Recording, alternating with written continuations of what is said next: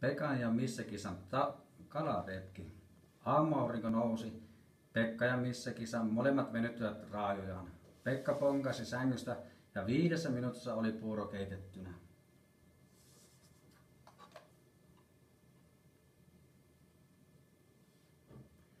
Pukeutumiseen Pekalta meni 15 minuuttia, koska vasemman jalan sukka oli hukassa.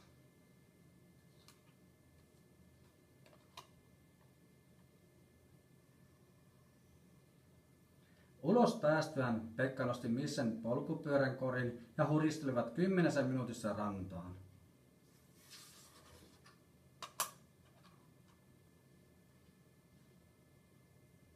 He istuivat tutulle kivelle onkimaan. Misse odotti vesikielellä, milloin ensimmäinen kala tarttuisi koukkuun. Viimein 20 minuutin kuluttua tarttui Pekan onkeen kala ja Misse sai herkullisen aamupalan.